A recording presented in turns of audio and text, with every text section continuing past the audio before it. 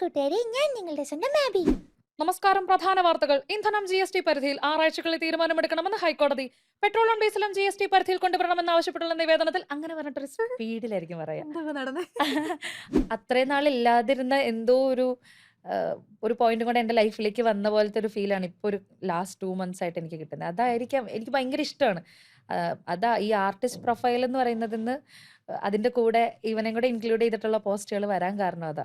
നേരത്തെ ആയിരുന്ന മറിയനേക്കാളും കുറച്ചുകൂടെയും വേറൊരു വേർഷനിലേക്ക് ഇവൻ എന്നെ കൊണ്ടുപോകുന്നുണ്ട്. കുറെ പേര് ചോദിക്കുന്നുണ്ട്, പഠിത്തം എന്തായി, ജോലി ഉണ്ടോ, അങ്ങനത്തെ ചോദിക്കും. പിന്നെ നമ്മൾ ഇന്ന ഇൻഡസ്ട്രിയിലാണ്, അല്ലെങ്കിൽ ഒരു സിനിമയിൽ നിന്ന് എത്ര രൂപ കിട്ടും എന്നൊക്കെ ചോദിക്കും. ഈ ഫൈനൽ ഓഡിഷൻ തുടങ്ങുന്നതിന് ഈ ബുക്ക് വായിച്ച് തുടങ്ങുന്നതിന് മുമ്പ് തന്നെ മൈക്ക് സെറ്റ് ചെയ്ത് വെച്ച വഴി ഞാൻ അവരോട് ചോദിച്ചിട്ട് ഞാനൊരു ഫോട്ടോ എടുത്തു. അത്രയും എക്സൈറ്റഡ് ആയിരുന്നു.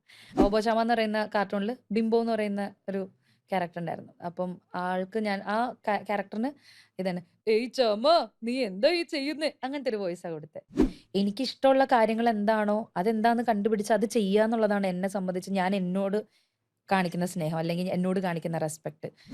Malabar gold and diamonds, beauty means quality, ഇങ്ങനത്തെ ഒരു സാധനമായിരിക്കും. പക്ഷെ നമ്മളിപ്പം ചന്ദ്രിക സോപ്പിന്റെ ഒക്കെ പരസ്യം കാണുകയാണെങ്കിൽ ഈ ഒരു രീതിയിലായിരിക്കും. ചന്ദ്രിക ഉപയോഗിക്കുന്നവരിൽ 5-ൽ 4 സ്ത്രീകളും അത് അവരുടെ ഫ്രണ്ട്സിനെ റെക്കമെൻഡ് ചെയ്യുന്നു.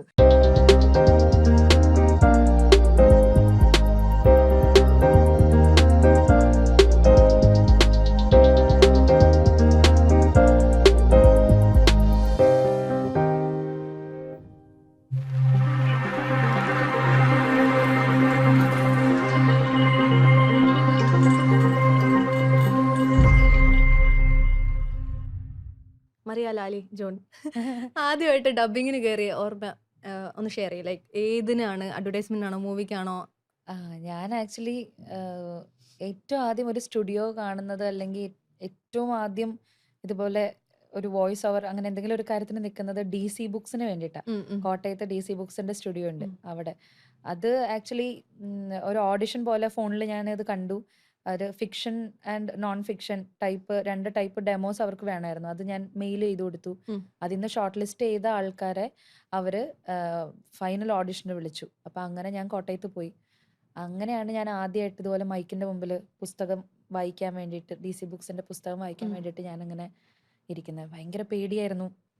അന്നേരം അവിടെ 3-4 സ്യൂട്ട്സിലായിട്ട് അവിടെ വർക്ക് ഈ ഓഡിഷൻ നടക്കുന്നുണ്ട്. അപ്പൊ അതില് 4ലെയും എഞ്ചിനീയേഴ്സിനെ നമ്മളിങ്ങനെ കണ്ടു.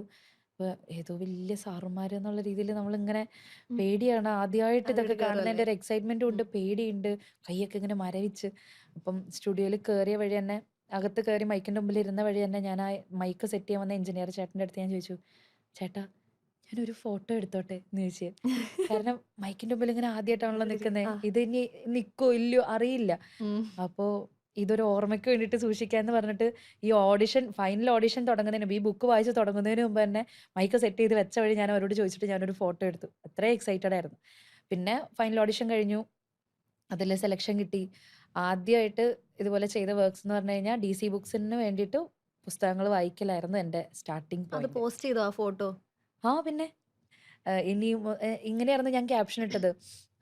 ലോകമെമ്പാടും ഉള്ള മലയാളികൾ ഇനി DC ബുക്സിലൂടെ കേൾക്കാൻ പോകുന്ന പുസ്തകങ്ങളിൽ എൻ്റെ ശബ്ദവും ഉണ്ടാവും എന്ന് പറഞ്ഞിട്ടൊരു ക്യാപ്ഷനിലാണ് ഞാനത് പോസ്റ്റ് ചെയ്തതും സ്റ്റോറി ഇട്ടതും. എന്നിട്ട് പോസ്റ്റ് ചെയ്യുന്നു, ഫേസ്ബുക്കിലിടുന്നു, ഇൻസ്റ്റഗ്രാമിലിടുന്നു, സ്റ്റോറി ഇടുന്നു, ഹൈലൈറ്റ്സിലേക്ക് ആഡ് ചെയ്യുന്നു. ഭയങ്കര എക്സൈറ്റഡ് ആയിരുന്നു ആ സമയത്തൊക്കെ. എന്ന് പറഞ്ഞു കഴിഞ്ഞാൽ ഞാൻ ഒരു ഇയറിന്റെ ഹൈലൈറ്റ് ഉണ്ടാക്കി, 2023 എന്ന് പറഞ്ഞിട്ടൊരു ഹൈലൈറ്റ് ഉണ്ടാക്കി. അപ്പൊ അതിലേക്ക് ഞാനിത് ആഡ് ചെയ്യാം. കാരണം ആണ്ടിലും കൊല്ലത്തിൽ എപ്പോഴെങ്കിലും ഒരു സ്റ്റുഡിയോയിൽ കയറുകയാണെങ്കിൽ ഈ ഹൈലൈറ്റിലേക്ക് ആഡ് ചെയ്താൽ ഈ വർഷം ഞാൻ സ്റ്റുഡിയോയിൽ കയറിയ ദിവസങ്ങൾ എന്ന് പറഞ്ഞ് ഒരു ബുക്ക് പോലെ മറച്ചു നോക്കാലോ. കേറാത്ത ദിവസങ്ങൾ എഴുതേണ്ടി വരും. അതുകൊണ്ട് ഞാൻ പിന്നെ ആ ശീലം നിർത്തി. അപ്പം ബൈ ഗോഡ്സ് ഗ്രേസ് പിന്നെ പിന്നെ എല്ലാ ദിവസങ്ങളിലും തന്നെ സ്റ്റുഡിയോയിൽ പോകുന്ന ഒരു ഇതിലേക്ക് മാറി. അപ്പോഴും ഞാൻ വിചാരിച്ചില്ല ഞാനൊരു ഫുൾ ടൈം ആർട്ടിസ്റ്റ് ആവുമെന്ന് ഞാൻ അപ്പോഴും വിചാരിച്ചിട്ടുണ്ടായിരുന്നില്ല. കാരണം ഞാൻ അന്നേരം CA ആണ് ഞാൻ പഠിച്ചത്. അപ്പം എറണാകുളത്തൊരു CA ഫേമിൽ ഞാൻ ആർട്ടിക്കിൾഷിപ്പ് ചെയ്തുകൊണ്ടിരിക്കുകയായിരുന്നു. അതിന്റെ ഇടയ്ക്കാണ് ലീവ് എടുത്തിട്ട് പോയി അത് 2-3 ദിവസത്തിനൊക്കെ വേണ്ടി പോകുന്നത്. അപ്പം എത്തേണ്ടത് ഓട്ടോ പിടിച്ചാണല്ലോ നമ്മൾ എത്തും. അതത്രേ ഉള്ളൂ. അതെനിക്ക് മനസ്സിലായി. ഇൻസ്റ്റഗ്രാമിൽ എപ്പോഴും ഈ ആളുകളെല്ലാം പോസിറ്റിവിറ്റി നിറച്ചിരിക്കുന്ന സമയമാണല്ലോ. മറിയന്റെ അക്കൗണ്ട് നോക്കിയിട്ടുണ്ടെങ്കിൽ ഫുള്ള് കരിയർ ഗ്രോത്ത് ആണ് ഇങ്ങനെ, അല്ലെങ്കിൽ സോളോ റൈഡ് അങ്ങനെ എന്തെങ്കിലും. എപ്പോഴെങ്കിലും ഫീൽ ചെയ്തിട്ടുണ്ടോ കൂടുതലും പേഴ്സണൽ ലൈഫ് ഇൻസ്റ്റഗ്രാമിൽ അധികം ഷെയർ ചെയ്യണ്ട, സോഷ്യൽ മീഡിയയിൽ കരിയർ തന്നെ കീപ്പ് ചെയ്യണം, അങ്ങനെ ഫീൽ ചെയ്തിട്ട് ചെയ്യുന്നതാണോ? അങ്ങനെ ഇന്റൻഷനലി വിചാരിച്ചിട്ടൊന്നല്ല. ഞാൻ ഉം. ഇടയ്ക്ക് എൻ്റെ എന്തെങ്കിലും ഫോട്ടോസ് എന്തെങ്കിലും പോസ്റ്റ് ചെയ്യുക, അതല്ലെങ്കിൽ കൂടുതലും പ്രൊഫഷണൽ കാര്യങ്ങൾ യൂസ് ചെയ്യാൻ വേണ്ടി അങ്ങനെ ഒരു പോർട്ട്ഫോളിയോ പോലെ നോക്കുമ്പോൾ തന്നെ കാണട്ടെ എന്നുള്ള രീതിയിൽ തന്നെയാണ് അത് വർക്കുകളെല്ലാം അതിൽ വെച്ചിരിക്കുന്നത്. ബട്ട് പേഴ്സണൽ ലൈഫ് അങ്ങനെ അതിലിടണ്ട എന്നുള്ളൊരു ഇൻറ്റൻഷൻ അങ്ങനെയൊന്നുമില്ല. പിന്നെ ആക്ച്വലി ഒരു ആർട്ടിസ്റ്റ് പ്രൊഫൈൽ എന്നുള്ള രീതിയിൽ തന്നെയാണ് ഞാൻ ആലോചിച്ചുകൊണ്ടിരുന്നത്. ബട്ട് ബൈക്ക് വന്നു കഴിഞ്ഞപ്പം പിന്നെ കൂടുതലും അവൻ്റെ കൂടെയുള്ള ഫോട്ടോസും ഇതുപോലെ ശരിക്കും അതിൽ വരുന്നുണ്ട്. അപ്പം ഞാനിങ്ങനെ ആലോചിക്കും ബൈക്കിന്റെ ഇതിപ്പം കാര്യം പറയുമ്പം എന്താ ഒരു നമ്മൾ ബ്ലഷ് ചെയ്യുന്ന പോലെ നിറയെ ഫുള്ള് കണ്ണൊക്കെ ഗ്ലിറ്റർ ചെയ്ത് ബ്ലഷ് ചെയ്താണ് ബൈക്കിന്റെ കാര്യം പറയുമ്പോൾ ഭയങ്കര സംസാരിക്കുന്നത്. ഇഷ്ടം. ഭയങ്കര അത്ര ഇഷ്ടം എന്ന് ഇഷ്ടമാണ്. പറഞ്ഞാൽ ഇപ്പം ആ ബൈക്കും കൊണ്ട് അത്യാവശ്യം കുറച്ച് സ്ഥലങ്ങളിലൊക്കെ ഇങ്ങനെ പോയിട്ടുണ്ട്. പോയി വരുന്നു. തുടങ്ങിയിട്ടേ ഉള്ളൂ. മഹാരാഷ്ട്രയ്ക്കൊക്കെ പോയിട്ടുണ്ട് ആ ഉം. ബൈക്കും കൊണ്ട്. ഉം. അത് IBW എന്ന് പറഞ്ഞിട്ടൊരു ഇവന്റ് ഉണ്ട്. ഉം. ഇന്ത്യ ബൈക്ക് വീക്ക് എന്ന് ഉം. പറഞ്ഞിട്ട്. അത് ഏഷ്യയിലെ ഏറ്റവും ബിഗ്ഗസ്റ്റ് ബൈക്കേഴ്സ് ഗ്യാതറിംഗ് ആണ്. ഓ. അപ്പോൾ അതിനിങ്ങനെ പോയി. പിന്നെ കുഞ്ഞു കുഞ്ഞു സോളോ റൈഡ്സ് കാര്യങ്ങളെല്ലാം ഇപ്പം മൂന്നാർ പോവുക, അല്ലെങ്കിൽ മറ്റേ ഇല്ലിക്കൽക്കല്ല് പോവുക, ആ. വാഗമൺ പോവുക. ഓക്കെ. അത്രയും നാളില്ലാതിരുന്ന എന്തോ ഒരു പോയിന്റ് കൂടെ എൻ്റെ ലൈഫിലേക്ക് വന്ന പോലത്തെ ഒരു ഫീലാണ് ഇപ്പോൾ ഒരു ലാസ്റ്റ് 2 months ആയിട്ട് എനിക്ക് കിട്ടുന്നത്. അതായിരിക്കാം എനിക്ക് ഭയങ്കര ഇഷ്ടമാണ്. അതാ ഈ ആർട്ടിസ്റ്റ് പ്രൊഫൈൽ എന്ന് പറയുന്നതിന്ന് അതിൻ്റെ കൂടെ ഇവനെയും കൂടെ ഇൻക്ലൂഡ് ചെയ്തിട്ടുള്ള പോസ്റ്റുകൾ വരാൻ കാരണം അതാ. ഞാൻ പറഞ്ഞില്ലേ, നേരത്തെയും പറഞ്ഞില്ലേ, മുമ്പൊക്കെ എന്തിനെങ്കിലും കുഞ്ഞു കുഞ്ഞു കാര്യങ്ങൾക്ക് വിഷമിച്ചുകൊണ്ടിരുന്ന അതൊക്കെ ഇപ്പം അയ്യേ എന്ന് തോന്നുന്ന കാരണം കുറേ കാര്യങ്ങൾക്കുള്ള സൊല്യൂഷനാണ് ഇവൻ ബൈക്ക്. അപ്പം ഭയങ്കര സന്തോഷം കൂടുതലുണ്ട് ഇപ്പോൾ ഈ കഴിഞ്ഞ 2 മാസമായിട്ട്. അതാ ഞാൻ ചോദിച്ചത്, പലപ്പോഴും പല പ്രശ്നങ്ങളിൽ നിന്നുമുള്ള എസ്കേപ്പിസം ആണോ ബൈക്ക് അതും സൊല്യൂഷൻ ആണ് ആണെന്ന് പറയുന്നത്? അതും ആണ് ആൻഡ് പ്ലസ് എക്സ്പ്ലോറിങ് ഉണ്ട്. ഈ പറഞ്ഞ പോലെ നേരത്തെ പറഞ്ഞ പോലത്തെ ഫ്രീഡം അതുണ്ട്. ഇപ്പൊ ഞാൻ ഈ സോളോ റൈഡ് പോകുന്ന സ്റ്റോറീസ് അല്ലെങ്കിൽ പോസ്റ്റുകളൊക്കെ ഇടുമ്പം എൻ്റെ സീനിയേഴ്സ് ആയിട്ടും ജൂനിയേഴ്സ് ആയിട്ടുള്ള പെൺകുട്ടികളാണ് കൂടുതലും കേട്ടോ. ഇതിൽ കുറെ പേര് മാരീഡ് ആണ്, ഉം. ചിലർക്ക് കുട്ടികളുണ്ട്, ഉം. കുടുംബവും കുട്ടികളൊക്കെ ആയിട്ട് അവർ ആ ഒരു ഇതിലേക്ക് ഒതുങ്ങിയേക്കുന്ന കുറേ പേരുണ്ട്. ഇവർ വന്നിട്ട് ലിറ്ററലി എനിക്ക് മലയാളത്തിൽ ടൈപ്പ് ചെയ്ത് എനിക്ക് അയച്ചു ഭാഗ്യവതി എന്ന് പറഞ്ഞിട്ട്. അപ്പം സി അത് അവരെ സംബന്ധിച്ച് നോക്കുമ്പം ഇതെന്റെ ഫ്രീഡം ആണ്. ഉം. ഉം. എൻ്റെ സിറ്റുവേഷൻസ് സംബന്ധിച്ച് നോക്കുമ്പോൾ എനിക്കത് ചിലപ്പം എസ്കേപ്പിസം ആയിരിക്കും. പക്ഷേ പ്ലസ് ഞാനത് സ്ഥലങ്ങൾ എക്സ്പ്ലോർ ചെയ്യുന്നുണ്ട്. കുറേ മീ ടൈം എനിക്ക് കിട്ടുന്നുണ്ട്.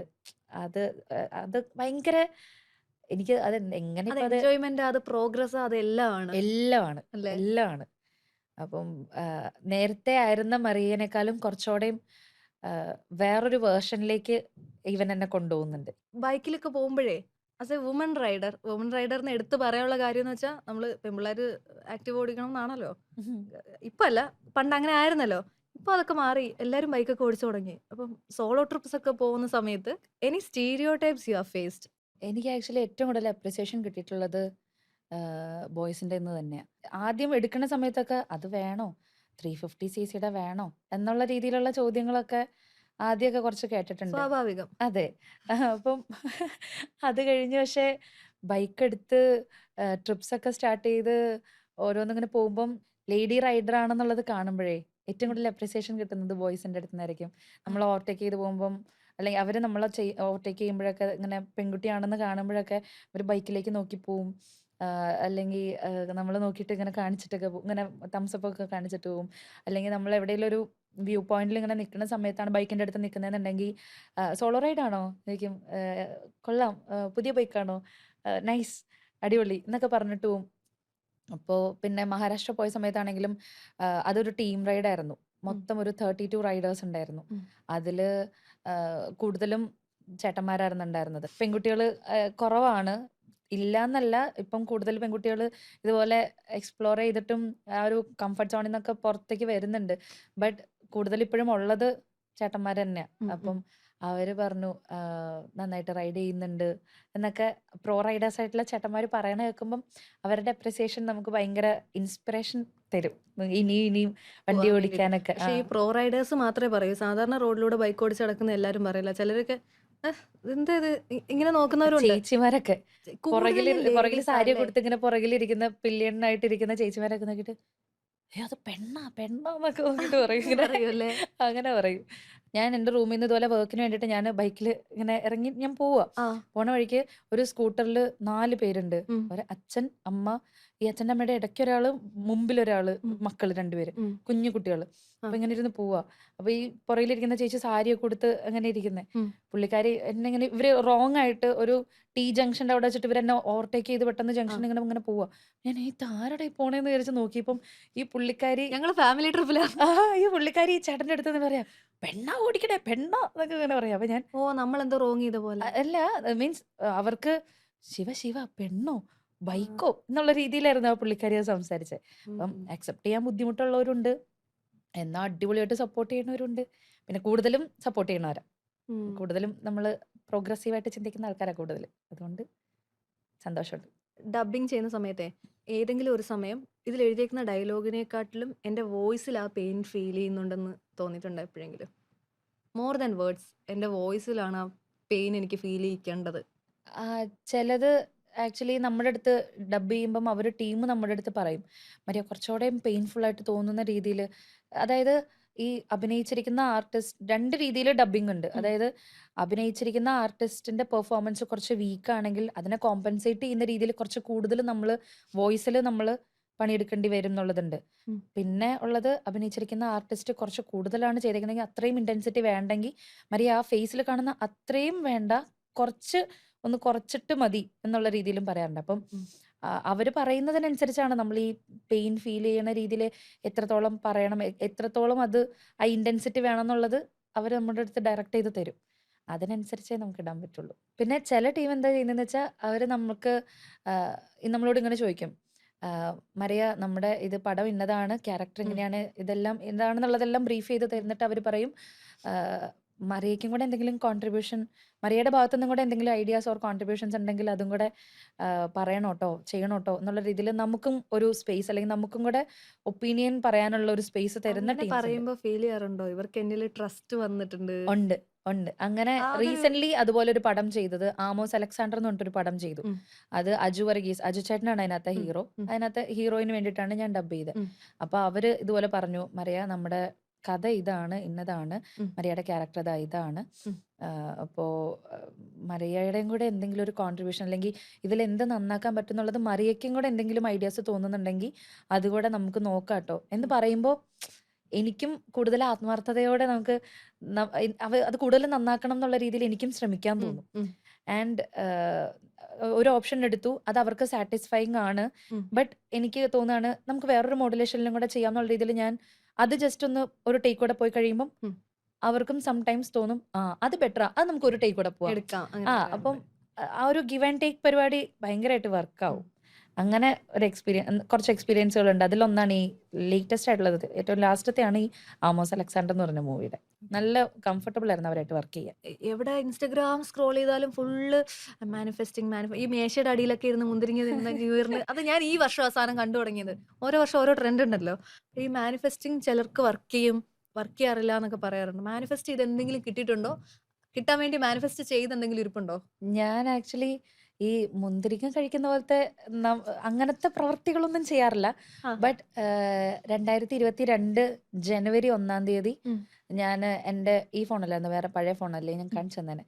അതിൽ 1-ാം തീയതി ന്യൂ ഇയറിന് ഞാൻ ഇതുപോലെ കുറച്ച് കാര്യങ്ങൾ എഴുതി വെച്ചിട്ടുണ്ടായിരുന്നു. ആ, അപ്പോൾ അതിൽ ഞാൻ എഴുതി വെച്ചിട്ടുണ്ടായിരുന്നു, 2022 തീരുന്നതിന് മുൻപ് ഞാനൊരു പ്ലേ ബാക്ക് സിംഗർ ആവുമെന്ന് ഞാൻ എഴുതി വെച്ചിട്ടുണ്ടായിരുന്നു. ഉം, അത് എന്ത് കണ്ടിട്ടാന്ന് എനിക്ക് അപ്പോഴും അറിയില്ല. ഉം, കാരണം ഫിലിം ഇൻഡസ്ട്രി ആയിട്ട് ഒരു കോണ്ടാക്റ്റും ഇല്ല, ഒരു സ്റ്റുഡിയോ അന്ന് നേരിട്ട് കണ്ടിട്ടില്ല. ടി വിയിലൊക്കെ മാത്രമേ ഇങ്ങനത്തെ മൈക്കും ഹെഡ്ഫോൺസ് ഒക്കെ വെച്ചിട്ട് ആൾക്കാരെ നിന്ന് പാടുന്നത് കണ്ടിട്ടുള്ളൂ, നേരിട്ട് കണ്ടിട്ട് പോലും ഇല്ല. ബട്ട് അന്ന് ഞാൻ അങ്ങനെ എഴുതി വെച്ചായിരുന്നു, I will become A play back singer before 2022 ends എന്ന് പറഞ്ഞിട്ട് ഞാൻ ഞാനും എഴുതി വെച്ചു. എഴുതാല്ലേ എന്തെങ്കിലുമൊക്കെ. എഴുതി വെച്ചോ. കാരണം ഞാൻ വിശ്വസിക്കുന്നത്, നമ്മൾ പറഞ്ഞു വിടുന്ന വാക്കുകൾക്ക് അത് പ്രവർത്തിക്കാനുള്ള പവർ ഉണ്ടെന്ന് വിശ്വസിക്കുന്ന ആളാണ് ഞാൻ. എനിക്കെന്താ അറിയോ, ഞാൻ ഇപ്പോൾ പോഡ്കാസ്റ്റ് ചാനൽ തുടങ്ങുന്നതിനെ പറ്റി തന്നെ ഞാൻ ഇങ്ങനെ കുറേ പ്ലാൻ ചെയ്താലും നടക്കത്തില്ല. ഞാൻ എന്ത് ചെയ്യും, ഞാൻ കുറേ എല്ലാവരും നെഗറ്റീവ്സ് പറയില്ല, പറയും. അല്ലല്ല കുറേ പേരോട് നമ്മൾ പറയരുത്, നടക്കുന്നവരെ ഷെയർ ചെയ്യരുതെന്ന് പറയില്ലേ. ഞാൻ എന്താ ചെയ്യുക, എനിക്ക് അറിയാവുന്നവരടുത്തൊക്കെ പറയും. കളിയാക്കുന്നവരൊക്കെ ഉണ്ടല്ലോ, ഉം. അവളെന്താണ്ടൊക്കെ പറഞ്ഞു നടന്നില്ല. ഞാൻ അവരോടും പോയി പറയും ഞാൻ ഉം. ഇങ്ങനെ ചെയ്യാൻ പോവാന്ന്. ഉം. പിന്നെ ഞാൻ ചെയ്തില്ലെങ്കിൽ ഞാൻ ഇങ്ങനെ ചിന്തിക്കും, "ഓ, ഞാൻ അവരോടൊക്കെ പറഞ്ഞു ഇനി ചെയ്തില്ലെങ്കിൽ എന്ന് ഞാൻ ചെയ്യാം." ഞാനിതുപോലെ എനിക്ക് അങ്ങനെ ഒരു എന്തെങ്കിലുമൊക്കെ സാധനമുണ്ട്. എന്തെങ്കിലുമൊക്കെ തുടങ്ങണതിന് മുമ്പ് ഞാനും എൻ്റെ ക്ലോസ് ഫ്രണ്ട്സിന്റെ ആരുടെയെങ്കിലുമൊക്കെ അടുത്ത് ഇതുപോലെ പറയും. ഉം. കാരണം നീ അന്ന് അങ്ങനെയൊക്കെ പറഞ്ഞിട്ട് എന്തായി എന്ന് ചോദിക്കുമ്പോൾ ഒന്നും ചെയ്തില്ലെങ്കിലോ നമ്മൾ എന്ന് വിചാരിച്ച് ഓർക്കുകയും ചെയ്യും, അങ്ങനെയെങ്കിലും ഞാൻ നമുക്ക് ചെയ്യും. ജലസ് അടിക്കും. ആ നമുക്ക് ഇത് എന്താ ഇത് ഇങ്ങനെ ചോദിക്കേണ്ട ആവശ്യം അതെ എന്താ, ഉടനെ തന്നെ ഇറങ്ങും. അതെ. ആ ഒരു പിന്നെ സാധനം അടിക്കും. പിന്നെ ചില കാര്യങ്ങള് ഞാനിതുപോലെ എഴുതി വെക്കുക എന്നുള്ള പരിപാടി എനിക്കുണ്ട്. അപ്പം എൻ്റെ റൂമിലൊക്കെ ആണെങ്കിലും ഞാൻ ഈ നോട്ട് പാഡിലെ ഓരോ കുഞ്ഞു കുഞ്ഞു പേപ്പേഴ്സിൽ എന്തെങ്കിലുമൊക്കെ എഴുതി വെച്ചിട്ട് ഇങ്ങനെ ഞാൻ സ്റ്റിക്കി നോട്ട്സ് ഒക്കെ ഇല്ലേ ഉം. അതിങ്ങനെ വാളിൽ ഇങ്ങനെ ഒട്ടിച്ചൊക്കെ വെക്കും. എനിക്കത് ഭയങ്കര ഇഷ്ടമാണ് അങ്ങനെ. അപ്പം അതിലേക്കൊക്കെ കാണുമ്പം നമുക്ക് പിന്നെയും അതിനുവേണ്ടി ശ്രമിക്കാനൊക്കെ തോന്നും. നമ്മൾ എഴുതി പിന്നെ വെക്കും തക്കാളി 2.5 കിലോ, ഉള്ളി 1 കിലോ. സോറി, ഞാൻ അത്രയും പ്രാരാബ്ദങ്ങളിലേക്ക് എത്തിയിട്ടില്ല. Okay, go head. അപ്പം ചില കാര്യങ്ങൾ ഇതുപോലെ ഞാൻ പറയുന്നതും ഉണ്ട്, ചിലത് പുറത്ത് പറയാത്തതും ഉണ്ട്. പക്ഷെ ഞാൻ മെയിനായിട്ട് ഫോക്കസ് ചെയ്തിട്ടുള്ള ഒരു കാര്യം എന്താണെന്ന് വെച്ചാൽ നെഗറ്റീവ് എന്താണ്, അല്ലെങ്കിൽ അത് അങ്ങനെയാവും ഇങ്ങനെയാവും ശരിയാവില്ല, അത് വാഗൊണ്ട് ഞാൻ അധികം പറയില്ല. കാരണം നമ്മൾ പറഞ്ഞു വിടുന്ന വാക്കുകൾക്ക് അത് ആക്ട് ചെയ്യാനുള്ള പവർ ഉണ്ട് എന്ന് വിശ്വസിക്കുന്ന ആളാണ് ഞാൻ. അപ്പം എപ്പോഴും നമ്മൾ പോസിറ്റീവായിട്ടുള്ള കാര്യങ്ങൾ തന്നെ, നമ്മൾ നെഗറ്റീവ്സിന്റെ നടുക്കാണ് നിൽക്കുന്നതെങ്കിലും ഇല്ല ഞാൻ രക്ഷപ്പെടും, അല്ലെങ്കിൽ അത് നടക്കും, നടത്തിയെടുക്കും ഞാൻ എന്നുള്ള രീതിയിൽ പറയുക എന്നുള്ളൊരു പോയിന്റ് ഞാൻ മെയിനായിട്ട് മനസ്സിൽ വെച്ചിട്ടുള്ളൊരു പോയിന്റാണ്. ഒരു ആർട്ടിസ്റ്റിന്റെ അടുത്ത് കുറെ പേര് പല ചോദ്യങ്ങൾ ചോദിക്കുമല്ലോ. ചിലര് അറിയാനുള്ള വ്യഗ്രതയിൽ ചോദിക്കുന്നത് അതെങ്ങനെ ഇതെങ്ങനെയാന്ന് ചോദിക്കും. അതുപോലെ ചോദിക്കാൻ പാടില്ല എന്നാലും ചോദിക്കുക, അങ്ങനെ ചോദിക്കുന്നവരുണ്ടാവും. So most unfair question you won't no one should ask you. ഇതെന്താ ആർട്ടിസ്റ്റ് ആണെന്നുള്ള പേരിൽ ആർട്ടിസ്റ്റിനോട് ഒരിക്കലും ചോദിക്കാൻ പാടില്ലാത്ത അൺഫെയർ ആയിട്ടുള്ള ക്വസ്റ്റ്യൻസ് എന്തെങ്കിലും ഫേസ് ചെയ്തിട്ടുണ്ടോ? ഏറ്റവും കൂടുതൽ ചോദിക്കണത് എന്ന് വെച്ചാൽ ഇൻഡസ്ട്രിയിലുള്ളവരല്ല, ആ, അധികം പുറത്തുള്ള ആൾക്കാരെ ചോദിക്കുന്നത്. ജോലിയായോ അതാണോ? കുറെ പേര് ചോദിക്കുന്നുണ്ട് അതുണ്ട്. പഠിത്തം എന്തായി, ജോലി ഉണ്ടോ, ആ സാധനം അങ്ങനത്തെ ചോദിക്കും. ചോദിക്കും. പിന്നെ നമ്മൾ ഇന്ന ഇൻഡസ്ട്രിയിലാണ്, അല്ലെങ്കിൽ ഒരു സിനിമയിൽ നിന്ന് എത്ര രൂപ കിട്ടും എന്നൊക്കെ ചോദിക്കും. അപ്പൊ ഞാൻ പറയാം അത് സിനിമയുടെ ബഡ്ജറ്റ് അനുസരിച്ചും അല്ലെങ്കിൽ എന്നാലും നമ്മുടെ ഏകദേശം ക്യാരക്ടറിന്റെ ഇമ്പോർട്ടൻസ് അനുസരിച്ചും നമുക്ക് എത്ര നേരം ഡബ് ചെയ്യണ്ട, എത്ര റീൽസ് ഉണ്ട്, എത്ര സീൻസ് ഉണ്ട് എന്നൊക്കെ ഉള്ളത് അനുസരിച്ചിരിക്കും. എന്നാലും ഏകദേശം എന്നാലും ഏകദേശം എനിക്കങ്ങോട്ട് ദേഷ്യം വരും. എന്തിനാണ് ഇവരിതിപ്പോ അറിഞ്ഞാലും അറിഞ്ഞില്ലെങ്കിലും ഇവരുടെ ജീവിതത്തിൽ ഒരു മാറ്റം ഉണ്ടാകാൻ പോണില്ല. കാര്യം ഫിനാൻഷ്യൽ സ്റ്റെബിലിറ്റി ഇല്ല എന്നുള്ളത് അവരുടെ മനസ്സിൽ ഉറപ്പിക്കണം, അതെ, പാഷന്റെ പുറകെ അവള് പോയിട്ടുണ്ടെങ്കിൽ. രക്ഷപ്പെട്ടിട്ടില്ല. ഓ, സമാധാനം. ഈ സാധനം എനിക്ക് അവർക്ക് ഇവര് മാനിഫെസ്റ്റ് ചെയ്യുന്ന ഇതായിരിക്കും അല്ലേ. അപ്പുറത്തുള്ള കുട്ടി ജോലി ആയിട്ടില്ല, ഡബിങ് ആണ്, എത്ര നാള് നിൽക്കും, ഈ വർഷം രക്ഷപ്പെടുവോ, ഇല്ലായിരിക്കും അല്ലേ. അങ്ങനെ മാനിഫെസ്റ്റ് ചെയ്തു, ചിന്തിക്കുന്നു. നടന്നിരിക്കും. പിന്നെ ഈ പറഞ്ഞ പോലെ ഇത് എന്റെ അത്രയും ക്ലോസ് സർക്കിളിലുള്ള അല്ലെങ്കിൽ മീൻസ് അടുത്തുള്ള ആൾക്കാരും അല്ല ഇതൊക്കെ ചിന്തിക്കുക. റാൻഡം ആൾക്കാർ, അതായത് എൻ്റെ പഠിപ്പിച്ചിട്ടുള്ള ടീച്ചർമാര്, എൻ്റെ നാട്ടുകാര്, എൻ്റെ ബന്ധുക്കള്, ഇവർക്ക് എല്ലാവർക്കും ഭയങ്കര പ്രൗഡാണ് ഇപ്പം. നാട്ടിലാണെങ്കിലും നാട്ടുകാരാണെങ്കിലും ഭയങ്കര കാണുമ്പോഴൊക്കെ ഭയങ്കര ഏതാണ് അടുത്ത വർക്ക് എന്നുള്ള രീതിയിൽ, അല്ലെങ്കിൽ എന്തെങ്കിലും ഓണം റിലേറ്റഡ് പരിപാടികളൊക്കെ വരുമ്പം ഇവരെന്തെങ്കിലും എന്നെ വിളിക്കും, വരണം എന്നൊക്കെ പറഞ്ഞിട്ട് ഇങ്ങനെ വിളിക്കും. എന്തായാലും വരണം കേട്ടോ എന്ന് പറഞ്ഞ് നമുക്ക് മൊമെന്റോ ഒക്കെ തരും. അങ്ങനെ അവർക്ക് ഭയങ്കര പ്രൗഡാണ് അവർക്ക്. ബന്ധുക്കളാണെങ്കിലും എന്തെങ്കിലും ചേട്ടന്റെ മോളാണ് അങ്ങനെ എന്തെങ്കിലും വരുമ്പം ഇവർ ഈ കാര്യം പറയും. പാട്ടൊക്കെ പാടുന്നതാണ് ആള്, ഡബിങ് ആർട്ടിസ്റ്റ് ഒക്കെയാണ് ആള്, മറ്റേ ഇന്ന പടമൊക്കെ മൊമെന്റോ ചെയ്തിട്ടുണ്ട്. കിട്ടിയാലും ചോദിക്കില്ലേ ആളുകള്, മൊമെന്റോ മാത്രമേ കിട്ടുള്ളൂ, എന്ത് കിട്ടി? അങ്ങനെ അത്രയും കുത്തി കുത്തി ചോദിക്കുന്ന ലെവലിലേക്ക് ഞാൻ അവരായിട്ട് അടുക്കാൻ ബൗണ്ടറി നിൽക്കാറില്ല. വെച്ചിട്ടുണ്ടല്ലേ. പിന്നെ കുറെ പേരെ മീൻസ് നമ്മള് മിണ്ടി തുടങ്ങുമ്പം ഓവറായിട്ട് കമ്പനി ആയി കഴിഞ്ഞാലേ അത് പ്രശ്നമാവോന്ന് ചിന്തിക്കണ ചില സിറ്റുവേഷൻസ് ഉണ്ടായിട്ടുണ്ട്. പക്ഷെ ബൗണ്ടറീസ് അങ്ങനെ വെക്കുന്നത് കൊണ്ട് നമുക്ക് മനസ്സമാധാനം ഉണ്ട്. നമുക്ക് സെൽഫ് ബൗണ്ടറീസ് സെറ്റ് ചെയ്യുന്നു പറയുമ്പോഴേ ഈ സെൽഫ് ലവ് ഒക്കെ ഞാൻ മറിയാൻ്റെ ഇൻസ്റ്റഗ്രാം ഫോളോ ചെയ്യുമ്പോൾ എനിക്കറിയാം ഓരോ ബർത്ത്ഡേക്കും ഐഫോൺ, മാക്ബുക്ക്, ബൈക്ക്, ഞാൻ എനിക്കിതൊക്കെ അറിയാം. എന്നിട്ട് ഞാൻ പറയും ഓക്കെ ഹാപ്പി ബർത്ത്ഡേ. അപ്പോൾ ഇത്രയും എന്താ ഏറ്റവും കൂടുതൽ സെൽഫ് ലവിലാണ് കോൺസെൻട്രേറ്റ് അതെ ചെയ്യുന്നത്. അതെ സെൽഫ് ലവിനകത്ത് നിൽക്കുന്ന ഒരാളെ എപ്പോഴും അഹങ്കാരി എന്നുള്ളൊരു ടാഗിൽ വരുന്നൊരു പറയുന്നവര് പറഞ്ഞോട്ടെ എന്ന് ഞാൻ വിചാരിക്കുള്ളൂ. അത്രേ ഉള്ളൂ. കാരണം ഞാൻ നേരത്തെയൊക്കെ എനിക്ക് ഭയങ്കര വിഷമായിരുന്നു. എന്നെ 12 മണിക്ക് എന്നെ എന്താ ആരും വിളിക്കാത്തെ, അല്ലെങ്കിൽ എനിക്ക് എന്തോ ബർത്ത്ഡേക്ക് ഒരു ഗിഫ്റ്റും കിട്ടാത്തെ എന്നൊക്കെ വിചാരിച്ച് നേരത്തെ വിഷമിക്കായിരുന്നു. ബട്ട് എൻ്റെ ഇതുവരെയുള്ള 26 ബർത്ത്ഡേസിൽ എൻ്റെ ഏറ്റവും ബെസ്റ്റ് ബർത്ത്ഡേ ആയിരുന്നു ലാസ്റ്റത്തെ. കാരണം അന്നാണ് അവൻ മറ്റേ ബൈക്ക്, ഞാനിപ്പോ അവൻ എന്ന് പറയുന്നത്, ബൈക്ക് എനിക്ക് തന്നെ എൻ്റെ ബർത്ത്ഡേക്ക് ഞാൻ ഗിഫ്റ്റ് ആയിട്ട് എടുത്തതാണ്. അപ്പം പിന്നെ കുറേ നാളായിട്ടുള്ള ആഗ്രഹമായിരുന്നു ഒരു പാട്ട് ചെയ്യണം സ്വന്തമായിട്ട് എന്നുള്ളത്. അപ്പം അതും ഞാൻ എൻ്റെ ബർത്ത്ഡേക്ക് തന്നെയാണ് റിലീസ് ചെയ്തത്. ഉം. ആകാശമേ എന്ന് പറഞ്ഞിട്ടൊരു സോങ്. ഓക്കെ. അത് എഴുതി കമ്പോസ് ചെയ്ത് പാടി ആ സോങ് ബർത്ത്ഡേയുടെ അന്ന് തന്നെ റിലീസായി. ആൻഡ് എല്ലാവർക്കും ഞാൻ പറഞ്ഞില്ലേ പൈസ മുടക്കിയാലും കിട്ടാത്ത ചില മൊമെന്റ്സ് ഉണ്ടെന്ന് പറഞ്ഞില്ലേ, അതുപോലെ ഒരു മൊമെന്റ് എനിക്ക് അന്ന് ആ ബർത്ത്ഡേക്ക് കിട്ടി. ബർത്ത്ഡേയുടെ അന്ന് രാവിലെയാണ് ഈ പാട്ട് റിലീസ് ആവുന്നത്. ആൻഡ് ഈവനിങ്ങിലാണ് ഞാൻ ബൈക്ക് എടുക്കാനായിട്ട് ഷോറൂമിൽ പോകുന്നത്. അപ്പോൾ ഇതിൻ്റെ ഇടയിലുള്ള ഗ്യാപ്പിൽ ഞാൻ സ്റ്റോറീസ് ഷെയർ ചെയ്യുന്നുണ്ട്. വാട്സപ്പിലും ഫേസ്ബുക്കിലും ഇൻസ്റ്റഗ്രാമിലും ഒക്കെ ഈ പാട്ടിന്റെ ലിങ്ക് കാര്യങ്ങളും എല്ലാം ഷെയർ ചെയ്യുന്നുണ്ട്. ഫ്രണ്ട്സ് ഷെയർ ചെയ്ത സ്റ്റോറീസ് റീഷെയർ ചെയ്യുന്നുണ്ട്. ഞാൻ ഷോറൂമിന്റെ ഡോറ് തുറന്ന് വരുന്ന സമയത്ത് ആ ഷോറൂമിൽ എന്റെ പാട്ട് പ്ലേ ചെയ്തു. ഓ അയ്യോ, അത് ഭയങ്കര ഫീലല്ലേ? ഞാൻ ഡോറ് അതുവരെ പുറത്ത് വണ്ടികൾ പോകുന്ന സൗണ്ടും ഭയങ്കര അങ്ങനത്തെ ബഹളത്തിൽ നിന്ന് ജസ്റ്റ് ആ ചില്ലിന്റെ ഡോറ് തുറന്നപ്പോഴത്തേക്കും എന്റെ സോങ് പ്ലേ ചെയ്യുന്ന കേട്ടപ്പം വേറെ ഒരു സൗണ്ടും എനിക്ക് അങ്ങനെ ഒന്നും എൻ്റെ ചെവിയിൽ പിന്നെ കേട്ടില്ല. ഞാൻ ഭയങ്കര ഭയങ്കര എന്താ പറയാ, അന്നേരം എൻ്റെ കണ്ണ് നിറഞ്ഞു. അതെല്ലാവർക്കും എത്ര പൈസ കൊടുത്താലും കിട്ടുന്ന ഒരു സന്തോഷം, ഒരു മൊമെന്റോ അല്ല അത്. അവർ ചിലപ്പോ ആ ബൈക്കിന്റെ കൂടെ ഒരു കേക്ക് വാങ്ങിച്ചിട്ട് അത് കട്ട് ചെയ്യുന്ന പറഞ്ഞാലും ആ സന്തോഷം അതൊന്നും അല്ലേ അതൊക്കെ അവർ ആക്ച്വലി ചെയ്തിട്ടുണ്ടായിരുന്നു. ആ. ആൻഡ് ഇവർ എൻ്റെ സ്റ്റോറീസ് ഒക്കെ കണ്ടപ്പം അതിൽ നിന്ന് അവർ ആ പാട്ട് പോയി സ്പോട്ടിഫൈയിൽ എടുത്തിട്ട് Play ഞാൻ ചെയ്തു. യെസ് ഞാൻ കയറി ഡോറ് തുറന്ന് വന്നപ്പോൾ അവർ അത് പ്ലേ ചെയ്തു. അപ്പം ഇതെന്താ ഇവിടെ എന്നൊരു സാധനം പെട്ടെന്ന് എനിക്ക് എൻ്റെ പാട്ടല്ലേ അങ്ങനെ ഒരു സാധനം പെട്ടെന്ന് കിട്ടി. ആ മൊമെന്റ് ഞാൻ ഒരിക്കലും മറക്കൂല. അത് ഭയങ്കര വലിയൊരു കാര്യമായിരുന്നു എനിക്ക്. പേഴ്സണൽ ലൈഫിൽ എപ്പോഴെങ്കിലും പ്രൊഫഷണൽ വോയിസ് യൂസ് ചെയ്തിട്ടുണ്ടോ? ആർഗ്യൂ ചെയ്യുമ്പോഴോ ഇതൊന്ന് മോഡുലേറ്റ് ചെയ്ത് പറഞ്ഞു നോക്കാം എന്റെ സൗണ്ട് സംഭവം എന്താന്ന് വെച്ച് കഴിഞ്ഞാൽ ഇപ്പം 3 കൊല്ലം ആവുന്നേ ഉള്ളൂ ഡബിങ് തുടങ്ങിയിട്ട്. പക്ഷെ ഈ 3 കൊല്ലം എന്ന് പറഞ്ഞാലും അത് എന്നെ സംബന്ധിച്ച് ഭയങ്കരമായിട്ട് ഇൻഫ്ലുവൻസ് ചെയ്തിട്ടുണ്ട്. അതായത് ഞാനിപ്പോ എന്റെ ഫ്രണ്ട്സിനോട് ആരോടെങ്കിലും നമ്മൾ എന്തെങ്കിലും വഴക്കോ കാര്യങ്ങളോ എന്തെങ്കിലും വരുവാണെങ്കിൽ തന്നെ കാര്യം സീരിയസ് ആയിട്ട് എന്തെങ്കിലും പറയായിരിക്കും, ചൂടായിട്ട് എന്തെങ്കിലും പറയാ. അപ്പൊ ഇവരെന്റെ അടുത്ത് ചോദിക്കും, അതിന് നീ എന്തിനാ ഡബ് ചെയ്യണേന്ന് ചോദിക്കും എന്നോട്. അതായത് നമ്മള് സീരിയസ് ആയിട്ടാണ് ഉദ്ദേശിക്കുന്നതെങ്കിലും ഈ മോഡുലേഷൻ കാര്യങ്ങൾ നമ്മൾ അറിയാതെ ഇൻഫ്ലുവൻസ് വന്നു പോകും. ഇൻഫ്ലുവൻസ് ചെയ്യും. പറ്റിക്കാറുണ്ടോ ആരെങ്കിലും ഫ്രണ്ട്സിനെയൊക്കെ വിളിച്ചിട്ട്? നമ്മൾ കോൾ ചെയ്യുമല്ലോ, നമ്മൾ കോൾ ചെയ്യുന്ന ഓപ്പോസിറ്റ് ഉള്ള ആള് തിരക്ക് കാരണം കട്ട് ചെയ്ത് കഴിഞ്ഞാൽ എന്താ കേൾക്കുക. അപ്പൊ ഇവരാരെങ്കിലും എന്നെ വിളിക്കുമ്പം ഞാൻ ഈ കോൾ എടുത്തിട്ട് കോൾ ആൻസർ ചെയ്തിട്ട് ഞാൻ ഇങ്ങനെ പറയും, താങ്കൾ വിളിക്കുന്ന വ്യക്തി ഇപ്പോൾ തിരക്കിലാണ്, ദയവായി അല്പസമയത്തിന് ശേഷം വീണ്ടും ശ്രമിക്കുക, ഇങ്ങനെ പറയും. അപ്പൊ അവര് വിചാരിക്കും കട്ട് ചെയ്തിട്ട് വിചാരിച്ചിട്ട് അവരും കട്ട് ചെയ്യും.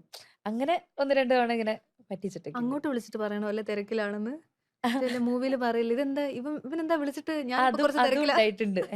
ഇങ്ങോട്ട് വിളിച്ചിട്ട് തിരക്കില്ലാന്നോ, അങ്ങനെ മറ്റേ ഇതില് പറയുന്ന പോലെ എനിക്കൊരു കാര്യം പറയാനുണ്ട്, ഇപ്പൊ പറ്റില്ല, തിരക്കില്ല.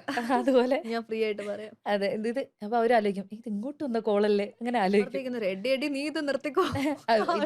ഇത് ചെയ്യുന്നുണ്ടെന്നുള്ളത് അറിഞ്ഞതിന് ശേഷം ഉവ്വ് ശരി, അവര് അറിയാം ഞാനിങ്ങനെ ചിലപ്പം പറയും എന്നുള്ളത്. അങ്ങനെ സെൽഫ് ലവ് ആക്ച്വലി ഒരു ടാലന്റ് തന്നെയാണ്. അത് എല്ലാവർക്കും ഹാൻഡിൽ ചെയ്യാൻ അത് നേരത്തെ എനിക്ക് പറ്റുന്നതല്ല. ഉണ്ടായിരുന്നില്ല, അതുകൊണ്ട് എനിക്കത് പറയാൻ പറ്റും. നേരത്തെ അത്ര എന്നെ ഇഷ്ടമല്ലായിരുന്നു അത് ബിൽഡ് ചെയ്തത് എങ്ങനെയാ? കാരണം സെൽഫ് ലവ് ഇല്ലാത്ത ഒരാൾക്ക് എങ്ങനെ സെൽഫ് ലവ് ബിൽഡ് ചെയ്തെടുക്കാൻ പറ്റും? കാരണം ചിലര് പറയും ബ്യൂട്ടി പാർലറിൽ പോയി ഫേഷ്യൽ ചെയ്യുക, ത്രെഡ് ചെയ്യുക, ഇതൊക്കെയാണെന്ന് പറയും. അതും ഓരോരുത്തരും അവരവരെ സ്നേഹിക്കാൻ വേണ്ടിയിട്ട് കണ്ടെത്തുന്ന മാർഗങ്ങൾ ഡിഫറെന്റ് ആയിരിക്കും. ചിലർക്ക് നല്ല രീതിയിൽ ഒരുങ്ങിക്കഴിഞ്ഞാൽ അവരെ നല്ല കോസ്റ്റ്യൂംസിൽ നല്ല മേക്കപ്പിൽ നല്ല രീതിയിൽ സുന്ദരിയായിട്ട് കണ്ടു കഴിഞ്ഞാൽ അവർക്ക് അവരോട് ഇഷ്ടം തോന്നാം. എന്നെ സംബന്ധിച്ചിടത്തോളം എനിക്കിഷ്ടമുള്ള കാര്യങ്ങൾ എന്താണോ അതെന്താന്ന് കണ്ടുപിടിച്ച് അത് ചെയ്യുക എന്നുള്ളതാണ് എന്നെ സംബന്ധിച്ച് ഞാൻ എന്നോട് കാണിക്കുന്ന സ്നേഹം അല്ലെങ്കിൽ എന്നോട് കാണിക്കുന്ന റെസ്പെക്ട്. ഇപ്പം എനിക്ക് നാളെ വർക്കില്ല എന്നുള്ളൊരു സാധനം, നമുക്കിപ്പം ഫ്രീലാൻസ് ആർട്ടിസ്റ്റ് ആയതുകൊണ്ട് നമുക്ക് തലേ ദിവസമൊക്കെ ആയിരിക്കും വർക്കിന്റെ കോൾസ് ഒക്കെ വരിക, നാളെ ഇന്ന സമയത്ത് ഫ്രീ ആണോ എന്നുള്ളത്.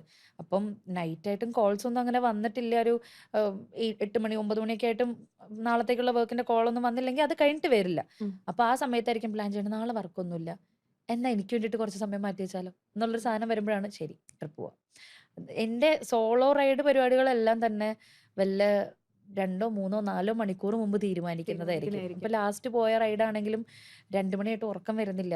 അപ്പോൾ ഉറക്കം വരുന്നില്ല, എന്താ ചെയ്യുക, എന്നാ പിന്നെ എവിടെയെങ്കിലും പോയാലോ എന്ന് ഞാൻ ആലോചിച്ചു. 4 മണിയായപ്പം ഫുൾ റൈഡിങ് ഗിയേഴ്സ് ഇട്ട് ഞാൻ ഇറങ്ങി.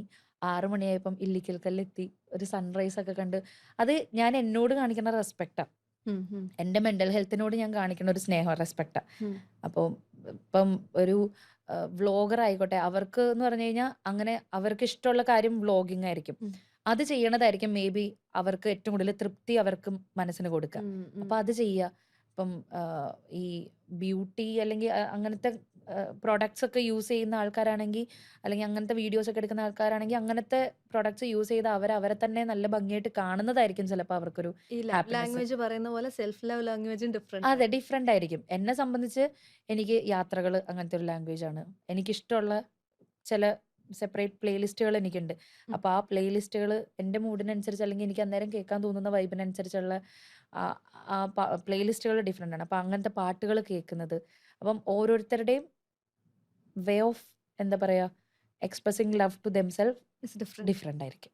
ഓക്കെ. അതാ. And almost the last question ആണ്. എല്ലാ ഇന്റർവ്യൂവിലും മിക്കവരും ചോദിക്കുന്ന ക്വസ്റ്റ്യൻ ആണ്. പക്ഷെ ഇത് ചോദിക്കാതിരിക്കാൻ പറ്റില്ല.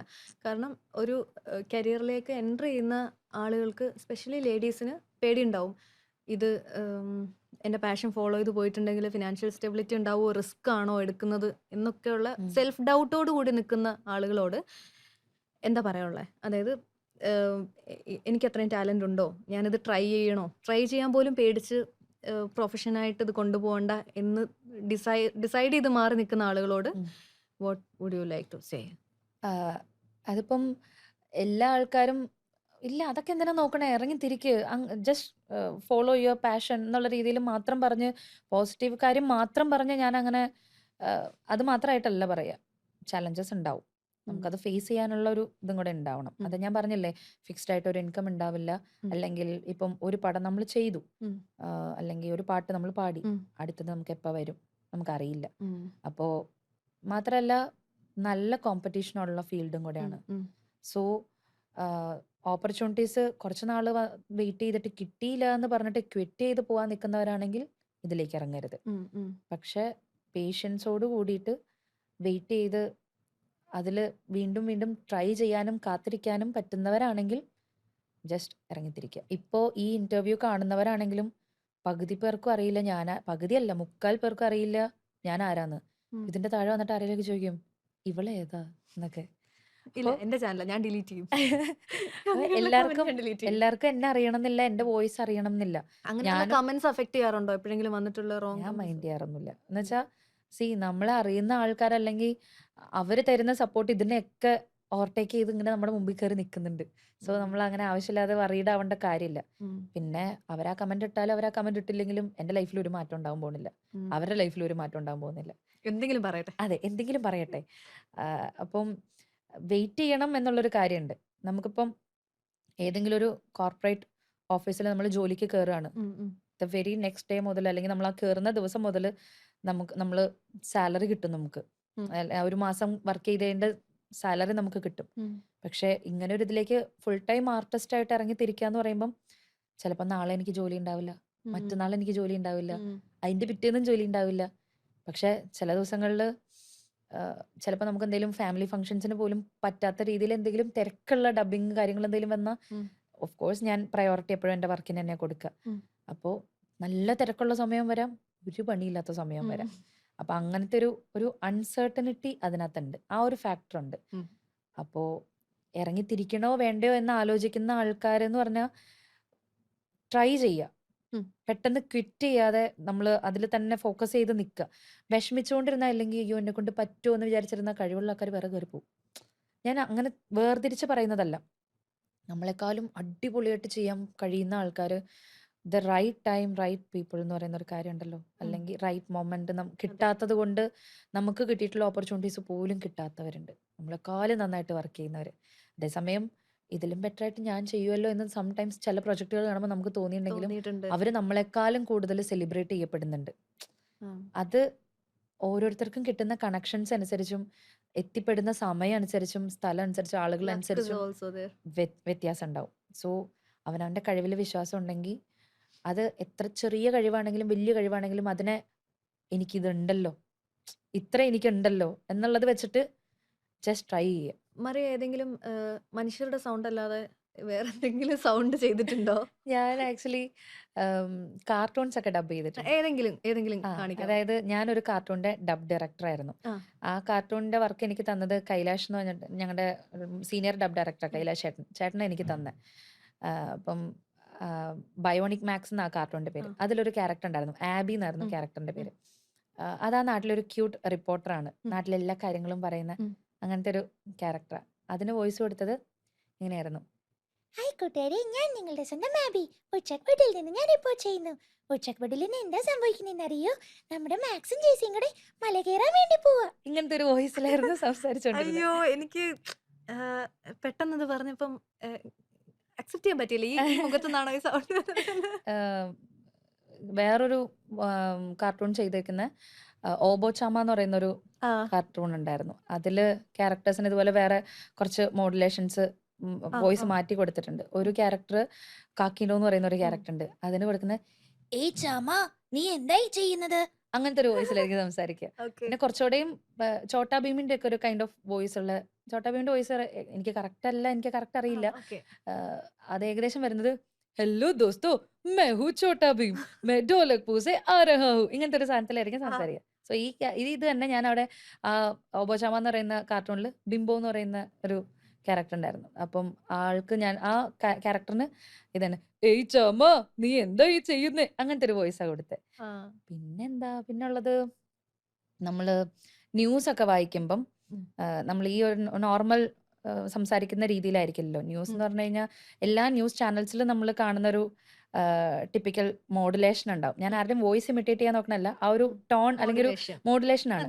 അതായത് ഇപ്പം അത് സിനിമയിലും 1-2 സിനിമകളിലും ഞാൻ ഇതുപോലെ ഓസ്ലർ എന്ന് പറയുന്ന ഒരു സിനിമയില് ഓസ്ലറിൽ എന്റെ ഹസ്ബൻഡാ പാടിയത്. അറിയാം. നിങ്ങൾ രണ്ടുപേരും മൂവി മേറ്റ്സ് അല്ലേ? അതെ, ഒരേ മൂവിയുടെ പാർട്ടാണ് നമ്മള്. അപ്പം അതില് ജസ്റ്റ് ഇതുപോലെ റിപ്പോർട്ടറിന്റെ ഡയലോഗ്സ്, പിന്നെ മലയാളി ഫ്രം ഇന്ത്യ എന്ന് പറഞ്ഞിട്ടൊരു വേറെ ഇതുപോലെ എന്തൊക്കെയോ കുറച്ച് കുഞ്ഞു കുഞ്ഞു പടങ്ങളിലൊക്കെ ഈ ന്യൂസ് റിപ്പോർട്ടർ അല്ലെങ്കിൽ ന്യൂസ് റീഡറുടെ ടോൺ വോയിസ് മോഡുലേഷൻ എടുത്തിട്ടുണ്ട്. അത് ഏകദേശം വരുമ്പോൾ കുറച്ചുകൂടെ ബോൾഡ് ആകും ആൻഡ് ഓപ്പൺ ആയിരിക്കും, നല്ല സ്പീഡ് ഉണ്ടാവും. എങ്ങനെ പറയും, നമസ്കാരം, പ്രധാന വാർത്തകൾ. ഇന്ധനം GST പരിധിയിൽ 6 ആഴ്ചകളിൽ തീരുമാനമെടുക്കണമെന്ന് ഹൈക്കോടതി. പെട്രോളും ഡീസലും GST പരിധിയിൽ കൊണ്ടുവരണമെന്ന് ആവശ്യപ്പെട്ടുള്ള നിവേദനത്തിൽ അങ്ങനെ പറഞ്ഞിട്ടൊരു സ്പീഡിലായിരിക്കും പറയാം. ഇപ്പൊ ഈ സംഭവം തന്നെ പല മോഡുലേഷനിൽ പറയാം. അതായത് ഈ അഡ്വർടൈസ്മെന്റ്സ് പല ടൈപ്പ് അഡ്വർടൈസ്മെന്റ്സ് ഉണ്ടല്ലോ. അതായത് ഇപ്പം ഫോർ എക്സാമ്പിൾ ഇപ്പം Malabar gold and diamonds beauty means quality, ഈ സാധനമാണെങ്കിൽ ഭയങ്കര ലോ വോളിയത്തിൽ ഒരു അങ്ങനത്തെ ഒരു ടോണിലായിരിക്കും പറയാം. For example Malabar gold and diamonds beauty means quality, ഇങ്ങനത്തെ ഒരു സാധനമായിരിക്കും. പക്ഷെ നമ്മളിപ്പം ചന്ദ്രിക സോപ്പിന്റെ ഒക്കെ പരസ്യം കാണുകയാണെങ്കിൽ ഈ ഒരു രീതിയിലായിരിക്കും. ചന്ദ്രിക ഉപയോഗിക്കുന്നവരിൽ 5-ൽ 4 സ്ത്രീകളും അത് അവരുടെ ഫ്രണ്ട്സിനെ റെക്കമെൻഡ് ചെയ്യുന്നു. പല മോഡുലേഷൻ ആയിരിക്കും. അപ്പോൾ ഇപ്പൊ ഈ welcome to red B tapes തന്നെ നമുക്ക് പല രീതിയിൽ പറയാം. Welcome to red B tapes അങ്ങനെയും പറയാം. പിന്നെ കുറച്ച് ലൗഡ് വോളിയത്തിൽ കുറച്ച് എനർജറ്റിക് ആയിട്ട് welcome to red B tapes അങ്ങനെയും പറയാം. പല രീതിയിൽ പറയാം. ഇന്റർനാഷണൽ ലെവലായി പോകും. നമ്മള് local welcome to red B tapes. Welcome to red B tapes. Okay, ഇതൊക്കെ ചെയ്യാനും ട്രെയിനിങ് ഇല്ല എന്നാണോ പറഞ്ഞത് എന്നോട്?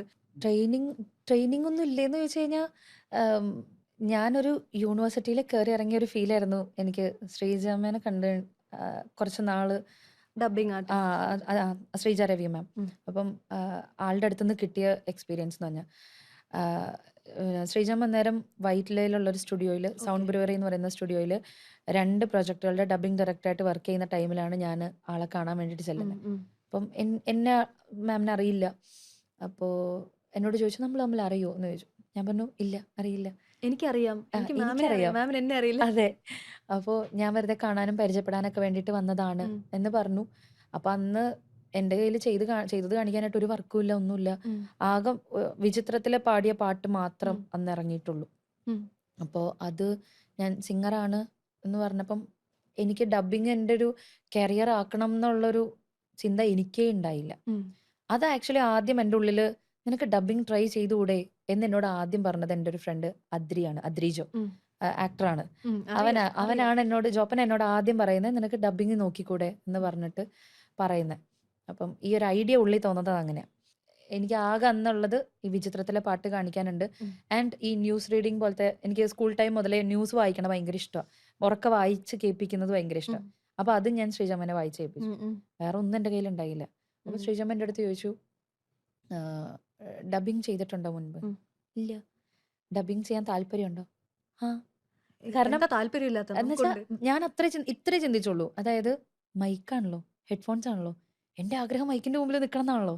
പാട്ടല്ല ഡബിങ് ആയപ്പോ എന്താ, ശരി ഓക്കെ. അപ്പോൾ എൻ്റെ അടുത്ത് പറഞ്ഞു ശരി നമുക്ക് പതുക്കെ കണ്ട് പഠിച്ചിട്ടൊക്കെ നമുക്ക് ചെയ്ത് തുടങ്ങാം എന്ന് പറഞ്ഞു. ആരും അല്ലാത്ത ഒന്നും അല്ലാത്തൊരു കുട്ടീനെ അന്ന് ആ ഒരു സെന്റൻസ് പറഞ്ഞ് കൂടെ നിർത്താൻ കാണിച്ച മനസ്സാണ് ഇന്നിപ്പം ഡബ്ബിംഗ് ആർട്ടിസ്റ്റ് എന്നുള്ള രീതിയിൽ ഞാനിവിടെ ഇരിക്കുന്നത്.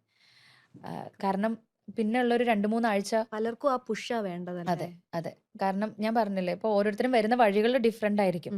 എനിക്ക് കിട്ടിയ സ്റ്റാർട്ടിംഗ് പോയിന്റ് അതായിരുന്നു. ദ റൈറ്റ് ടൈം, റൈറ്റ് ആയിട്ടുള്ള ആള്, അതെ, റൈറ്റ് പേഴ്സൺ, അതെനിക്ക് കിട്ടി. ആൻഡ് അവിടെ നിന്ന് ഒരു 2-3 ആഴ്ച ഞാനിതുപോലെ ഓരോ ആർട്ടിസ്റ്റുകൾ ശ്രീജമ്മ വിളിക്കുന്നു, വരുന്നു, കരയാൻ പറയുമ്പോൾ കരയുന്നു, ചിരിക്കാൻ പറയുമ്പോൾ ചിരിക്കുന്നു, ഡയലോഗ് ഇന്ന രീതിയിൽ മോഡുലേറ്റ് ചെയ്യുന്ന പറയുമ്പം പറയുന്നത് പോലെ കേട്ട് ചെയ്യുന്നു. എനിക്കിതൊക്കെ ഭയങ്കര വലിയ എന്താ ഇത് ഏത് യൂണിവേഴ്സ്, വാവ് കൊള്ളാലോ ഈ സാധനമായിരുന്നു എനിക്ക്.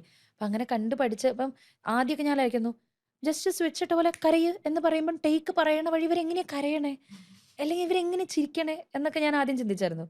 ബട്ട് അങ്ങനെ ചിന്തിച്ചായിരുന്ന സ്ഥാനത്ത് ആ ഒരു കണ്ട് പഠിച്ച് പതുക്കെ കുഞ്ഞു കുഞ്ഞു ബിറ്റ് വോയിസസും ചെറിയ ചെറിയ ക്യാരക്ടേഴ്സും ഒക്കെ ചെയ്തു തുടങ്ങി. ഇപ്പം മെയിൻ ക്യാരക്ടേഴ്സ് വന്ന് ചെയ്തു തുടങ്ങി. അങ്ങനെ പോകുമ്പം ഭയങ്കര ബ്യൂട്ടിഫുൾ ആയിട്ടുള്ള ഒരു ജേർണി ആയിരുന്നു. കുറേ from zero, from the scratch പഠിച്ചു തുടങ്ങി. ആ ഒരു 3-4 ആഴ്ച ഇവർ ചെയ്യിപ്പിക്കുന്നത് കണ്ടു പഠിച്ചതാണ് ഞാൻ. അതല്ലാതെ ഒരു കോഴ്സോ കാര്യങ്ങളോ അങ്ങനെയൊന്നുമില്ല. പക്ഷെ അതിനേക്കാളൊക്കെ ഏറ്റവും വലിയ ക്ലാസ് എനിക്ക് അന്നാ കിട്ടിയത്. കണ്ടു പഠിക്കാൻ പറ്റിയ ഒരു കാര്യം. അതാ ഞാൻ പറഞ്ഞ ഒരു യൂണിവേഴ്സിറ്റിയിൽ കയറി ഇറങ്ങിയ പോലത്തെ ഒരു ഫീൽ ആയിരുന്നു എനിക്കുന്നത്. അതാണ് ഇന്നിപ്പോ ഞാൻ ഇങ്ങനെ ഇവിടെ ഇരിക്കുന്നത്. Thank you for coming. Okay, ശരി, എന്താ കാണാം. Bye bye. Thank you for watching red B tips. Okay, അത് പറയണ്ടോ? പറഞ്ഞു. Thank you for watching red B tapes. കഴിഞ്ഞു, കട്ട് ചെയ്തോ.